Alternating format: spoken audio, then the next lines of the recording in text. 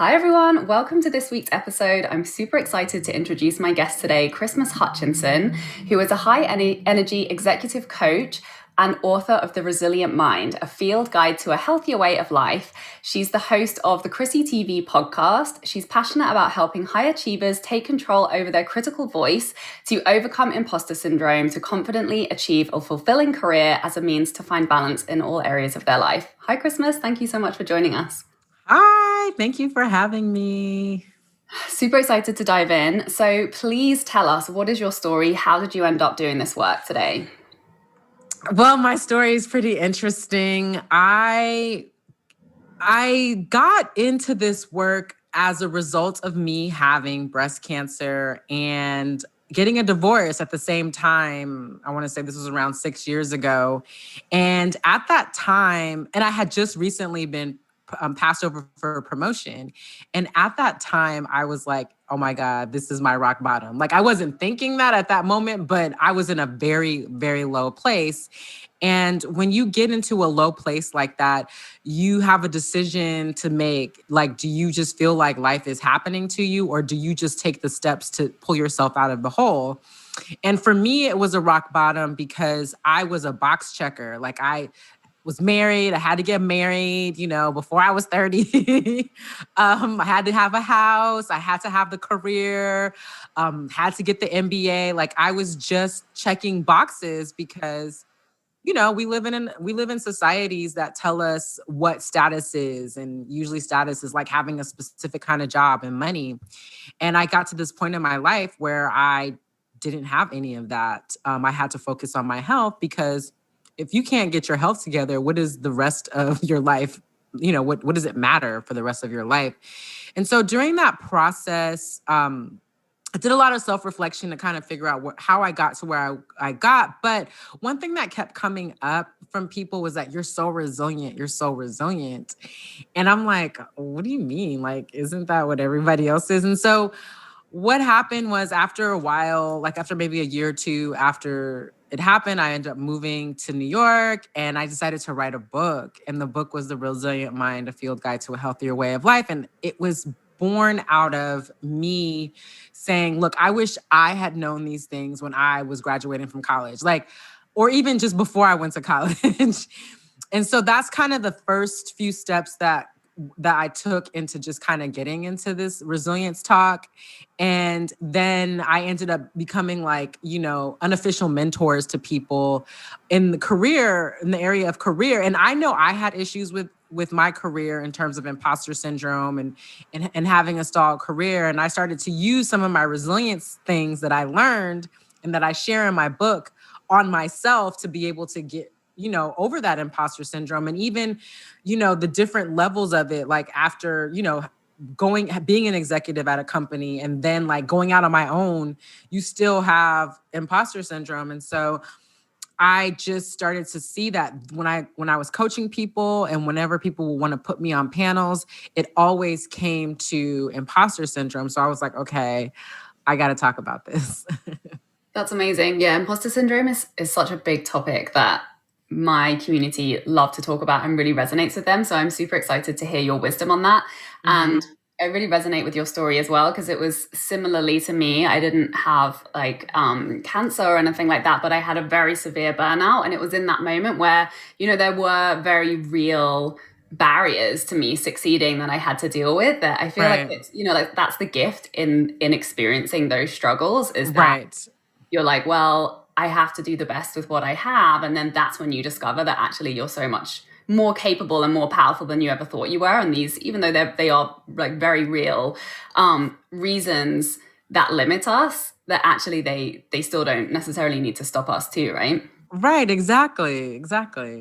So, okay, I'm curious about your book and the inspiration and those things that I would say, what were the top couple of really key things, lessons that you learned that inspired you to start sharing this work?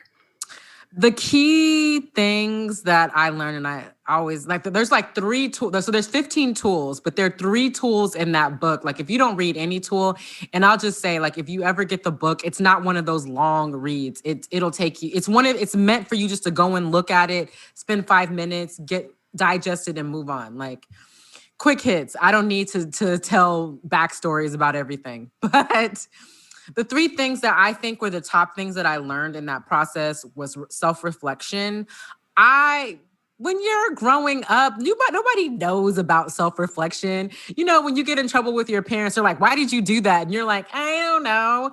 But you're like, no, I wanted to have fun. You know what I mean? But you don't know. You just had some impulse to do it. But what I realized is that most of the decisions and choices that I made, I really never really reflected on them. It's like, okay, go get married. Why? Because everyone says that you have to be married at a certain age or else you're going to be too old and you're going to miss the mark. So I went through all this reflection to say, how in the world did I get here?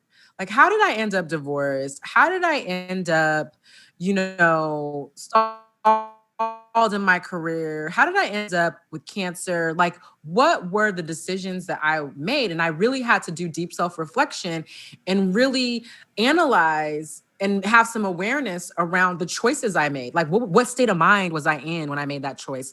What fear was I running away from for me to make that choice? So I say self-reflection is one. Gratitude is what got me through the whole entire process of my burnout or, the downturn in my life, which, life is in cycles. I'll probably have another downturn. I mean, we've all had some troubles with the whole world being on lockdown. So gratitude is a big thing. Like I learned to make gratitude lists. I started off with creating a gratitude jar. When I was going through treatment, I would send people written letters thanking them for, caring about me and what they meant to me as friends. And that was number 2, like gratitude. That is something I always turn to. And that is something that I do on a daily basis. I don't like go crazy with it. Like I do 5 gratitudes a day, but there are days when, when life hits you, when you're just in a mood and I have to do like 20 because I have to bring myself to the present. Like everything's okay. And then the third tool is be you, do you. Like, don't worry about whatever anybody has to say about, how you live your life or how you want to live it. And for me, I felt like a lot of where I ended up in 2014 with the cancer diagnosis and all that kind of stuff was because I was making choices and decisions based on what I thought was expected of me, not because of who I am and what was in my heart. So those are like the top 3 tools. I love them. Yeah, they're such simple concepts, but so powerful. And something that I've been thinking about recently that's really helped me is like when I catch myself when I'm in one of those moods and I'm like, the world is against me. And like, just the emotions that aren't the most pleasurable emotions to experience are happening. And, it's in those moments that I realize that self-reflection of like, I'm not being very good at gratitude right now. Like I'm dropping the ball on gratitude and like no judgment, no beat up. Like this is just the result of me not practicing this practice. And it's absolutely. And really like seeing it as a skill, just as like, if you want to be good at making money, then you get the skill of selling or like creating content in your business. And, it's like, what is the skill that I'm either missing or I'm not practicing or I dropped the ball on or I just haven't been consistent with that's led me to a result that I don't enjoy. And then it's like, okay, cool. I just need to get back into practice with that skill rather than, being like, oh, there's something wrong with me or like it's somebody else's fault. And just being like, okay, I get to choose again. What is it that I haven't been practicing that has not been supporting where I actually want to be and just get back into that practice again.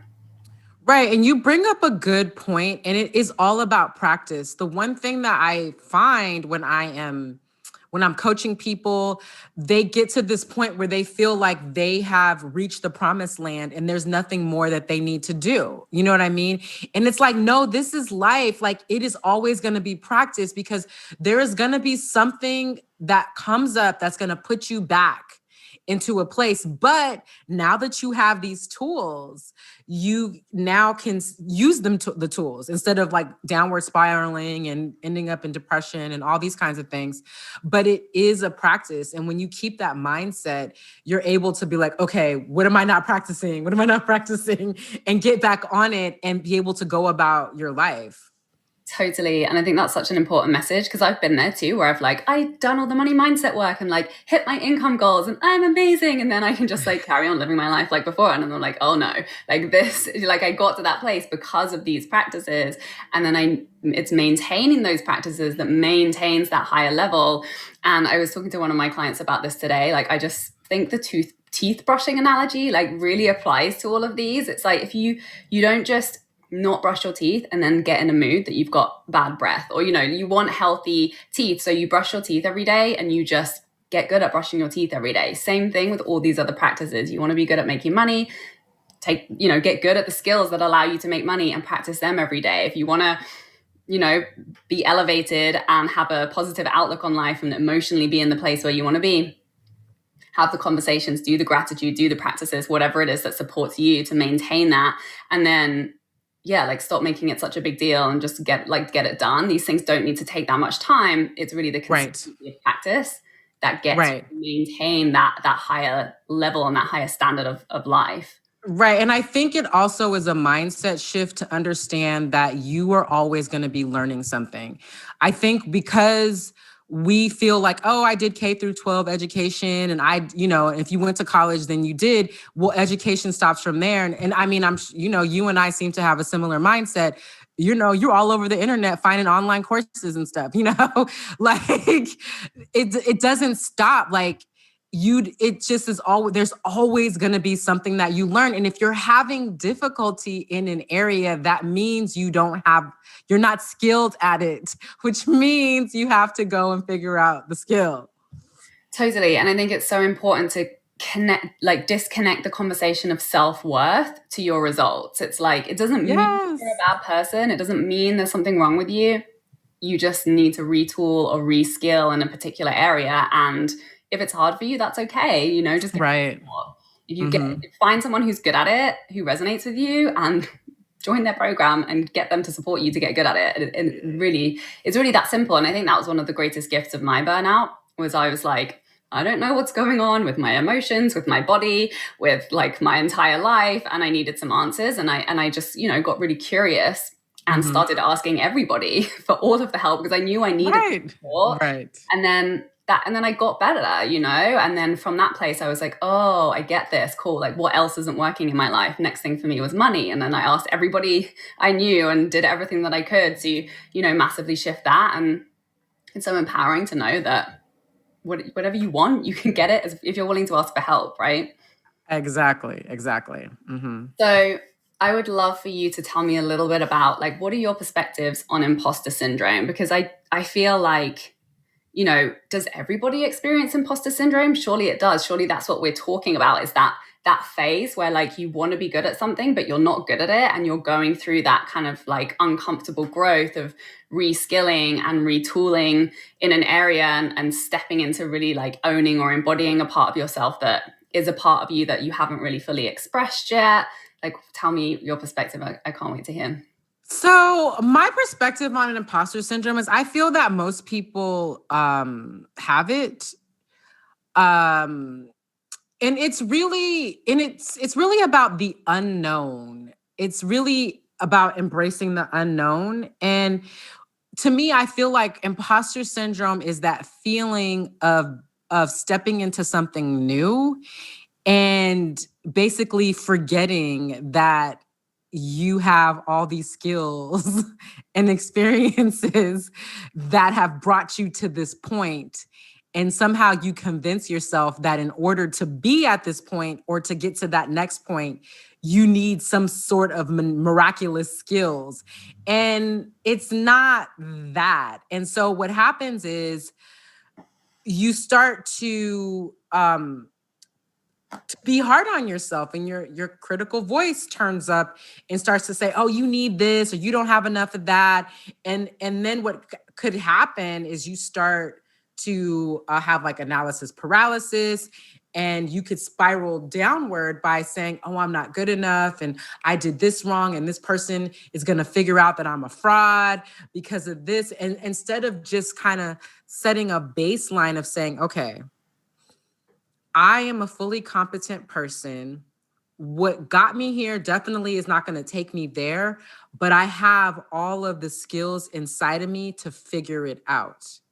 And I really believe that that is what's going on in people's minds, and why the imposter shows up in unknown situations is that we have an expectation of getting it right the first time, and have an expectation of not failing, because if we fail, oh God forbid, like the worst case scenario, everybody always worries about being homeless and not having food and all these things. And none of that will ever happen as long as you continue to take action. The moment you stop taking action is when you find yourself in that worst case scenario. If you do nothing, then you'll end up in that worst case scenario. But no, you're not going to just do nothing.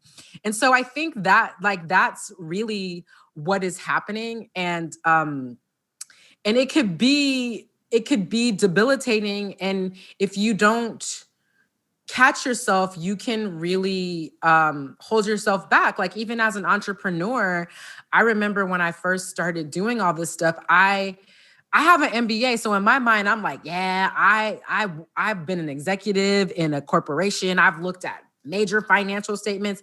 I know this stuff. And when I got into entrepreneurship, there were like so many things I was missing, and I started to beat myself up. But then I was like, wait, this is your first time doing it. You don't know any of this stuff. So why did you expect that you should know it? So that's just where like what I feel about it. I can go into different thoughts of like how to handle it and how you have it and that kind of stuff too, if you want. Yeah, that's really interesting. I love that perspective. And the things that pop out to me from that is, especially in entrepreneurship, because it's the difference between, like, you have to have a beginner's mindset in entrepreneurship all the time, right? Because you have to learn a lot of new skills, plus things are always changing, you're always adapting. A lot of the time, you're following your own inspiration, which is always shifting as you grow and you evolve. And I think a lot of the ways that we're brought up is, in this very kind of like linear, you take this step, then you take this exam, then you get this certification, then you're good enough, right? And so we are kind of like, we're used to creating these external ways of like validating our own worth and being like, oh, I'm not good enough until I've like got the same results that my teacher has, or, I've proven myself in these ways, versus like you're saying, really connecting to our own inherent worth and the fact that we've done all of the things that we've done. And even if they're different, even if you're shifting into something new, like you did a bunch of new things before and succeeded at it. So whatever allowed you to succeed at that is innately within you, and no one can take that away from you. And you can use that to succeed at the whatever else it is you want to succeed at next as well. Mm-hmm, exactly. So I want to talk about entrepreneurship just a little differently, because I feel like when there's I don't want to say it's a different type of imposter syndrome, but I feel like the measurements are a little bit different or the worries, I should say. So when you're having imposter syndrome in your company, you're really worried about fitting into the culture. You're worried that you're doing it right and that somebody's not going behind your back and saying this person doesn't know what they're doing. And you could also develop it from being in situations like that. Cause I developed it by being in situations where I got fired and like nobody told me I was underperforming. So I started to like look over my shoulder, like, am I doing this right? But so there's that situation where you're like, you have the safety net of a company, and then you also are worrying about, do they like me? If I mess up, are they going to fire me? So you're always worried about, is there going to be continuity in that paycheck? And as a entrepreneur, especially like if you're doing work like the way we're doing work, you get that imposter syndrome by comparing yourself to other people. Like, oh, Marie Forleo has all these people in her group and all this kind of thing. And what I've learned is that you have to step into reality, because before I like fully went on my own, I was blogging and I was doing things like back in 2017, and like nobody knew who I was. And I remember just being like, oh my God, nobody read that one article that I wrote. You know what I mean? I'm not going to write another article because nobody's going to read it. And I'm comparing myself to people who've had all this internet success and this influencer success. Like nobody wants to hear from me. And I started to really be hard on myself. But what I wasn't thinking about is that it takes time. I mean, so now I was telling my friend this the other day, I have so much content. I have a lot of people who like to ask me for free advice.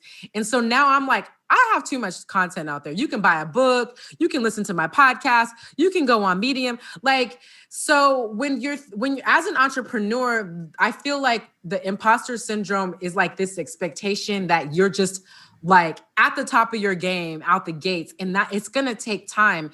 And when you're looking at these people on Instagram, like, oh, if you're a coach, I can make you $100,000 in 1 year or blah, blah, blah.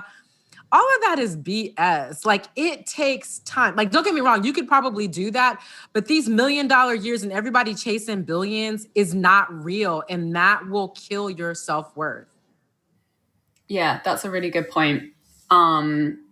It's the comparison that kills people. And I have to tell my clients this a lot, is like, do a detox on who you're looking at and just really focus, stay in your own lane, because you're like, especially as an entrepreneur, your success rests on your creativity, like your ability to connect to your inspiration, your unique voice, your unique message, your desires for the work that you want to do, because ultimately those are going to be the things that are going to work versus you trying to copy somebody else or do something because somebody else proved it. And, you know, you don't want to take a risk. And that's going to be the thing that's the most fun for you as well. And when we have all of these external inputs on how other people are doing it, or even just being in that conversation of like, oh, what's the point in me doing this? Because there's already so many other people out there who are doing it. And those are just the killers of your creativity. And whereas if you just keep putting one foot in front of the other, and, you know, all it takes is a handful of clients to have a successul business very often. And there's billions of people on this planet and it's growing every day. And yeah, like stay in your own lane, I think is really important. And particularly when in this world of social media where we're just like bombarded with other people's lives all the time, unless you have very just like conscious boundaries with that type of stuff. So what are some of like your top tips for overcoming imposter syndrome as an entrepreneur?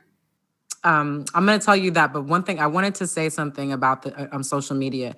The thing that frightens me about social media, and I'm not sure if you've seen the HBO documentary called Fake Famous. No. The thing about that frightens me is that a lot of people are having self-worth issues and are beating themselves up for not having a successful business, when there are a lot of Instagram accounts that are fake. And what I mean by fake, they have fake followers, they have fake likes, they have fake pictures that are staged. And you're like literally hustling and doing your thing, and you're comparing to yourself to something that's not real. And so that's really scary to me. But top things to get over imposter syndrome. So one of the main things I always recommend people to do is have a list of your achievements. I have one in the notes app of my phone. It is just basically a list of every accomplishment that I've had. I've actually used it. I've been in situations where I've been asked to do something that I've never been able to do. And like get a new client or whatever. And they're like, can you do this? And I'm like, and it's like add-on work. And you're like, I don't want to say no because, and what I do is to get past it, I go and look at all the things because you forget, like humans forget easily. So I went back, I go back through all of the things and I'm like, oh, I did do that. Oh, I did do that. Oh, I'm the bomb. So keeping that list is very helpful. The second thing is always gather evidence. Usually when your thoughts and your critical voice is going wild, like, oh, this person isn't going to like me, or I'm not doing this right, or this is going to fail. What is the evidence? How do you know that? Where did you get that from? Is that real, or is that your critical voice trying to keep you safe? So you have to know the difference. Like what is this really going? And then also looking at fear. A lot of imposter syndrome has to do with fear. And so there's 3 types of fear. There's the fear of loss. So there's the fear of you taking a risk and losing something, like we talked about earlier, losing your home and losing your ability of security. And you don't want to feel that pain. So there's like the loss pain. There's the process pain. And so that's the fear that the challenge, the process is going to be too hard. But you've been there, you've done it, you've been through challenging things. I mean, no pain, no gain. Like that is life. There's going to be challenges. If there's a challenge, that means that there is growth, or depending on the challenge. If there's stress, challenge equals growth, stress equals figure out something is going on in your life that you need to change. And then there's the outcome pain. And that's really the pain that you're not going to get the outcome that you want. And so evaluating those things in a more realistic manner, because once you understand what you really fear, then you can say, oh, okay, this is not a big deal, or you can just take the next right action. And so also asking your questions about like what's doubting you, like, is this self-doubt really serving me? What is at the root of this self-doubt? And you'll start to find out that you don't want to be ashamed of it not working, because you don't want to have to tell your parents and your family and your friends that you failed at something. There's always these things that are underneath, and it's not just about you being afraid to put yourself out there. Usually as an entrepreneur, especially doing work that we do, is we're afraid of embarrassment, or we're afraid of some troll saying, what do you know about anything? And if you know about trolls, you're just a reflection of the troll, and they're nobody. You can ignore them, you can block them. They're just there to remind you that what you're doing is a good thing. And so if somebody's trying to tear you down, you're doing something right. Amazing. That was like such a succinct summary of like what mindset work is and mindset coaching. Right. Amazing. Thank you so much for sharing all of this gold with us today. And tell us, for anyone who's interested in learning more about your work, what's the next step for them to find you? So you can find me at CHRISSYTV.com, or you can follow me at RealChrissYTV on Instagram. And if you want to get more quick hit mindset work, you can go to the CHRISSYTV Podcast. It's on Google, Apple Podcasts, and Spotify. Amazing. Thank you, Christmas, so much for joining us. Thank you for having me. You're so welcome. Thank you, everybody, for watching. Please subscribe, go and leave a 5-star review to support the show, and share it with anybody who you know needs to hear this. And thank you for watching. Bye. For more inspirational content, head over to my website withsarahmac.com, and please support the show by liking, commenting, and subscribing.